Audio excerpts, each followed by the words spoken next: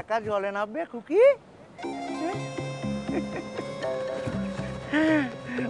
ভাবছো অচেনা লোক গায়ে পড়ে এসে কথা বলছে কেন? কি ভাবছো তো? তাই না? হ্যাঁ ভাবছি। যাবার তাড়াতাড়ি বলুন। একটা কথা বলবো বোন? বোন? দেখুন এসব বোন ঠন বলে না ন্যাকামো মারতে হবে না।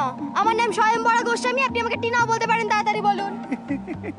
জানি তো, জানি তুমি তো অরিন বসুর মেয়ে। তোমার নাম টিনা।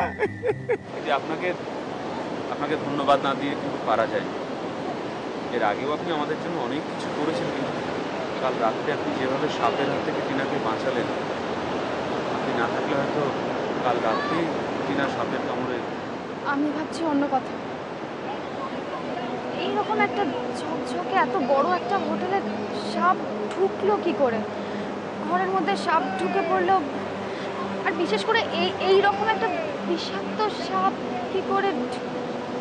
আচ্ছা, এরকমটা হলেও হতে পারে না? আমি বুঝতে পারছি না। আমি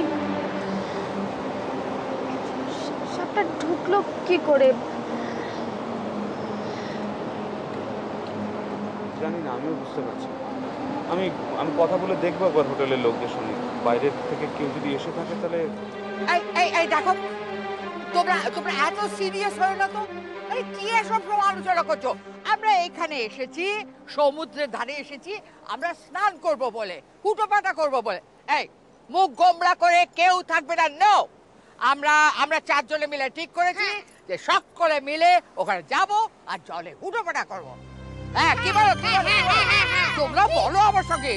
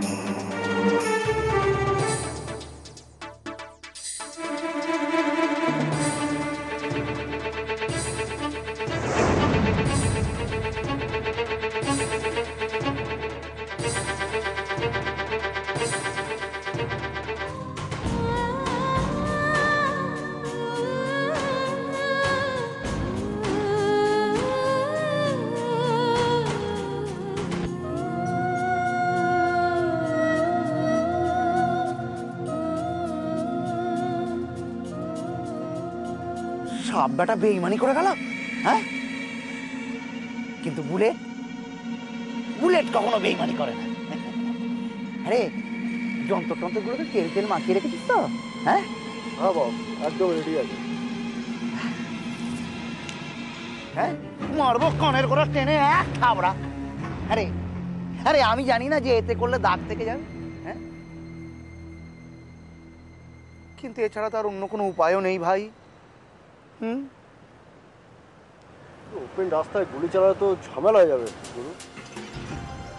তোর মতো গাধা না হলে কেউ ওপেন রাস্তার উপরে গুলি চালায়? হ্যাঁ, গাধা।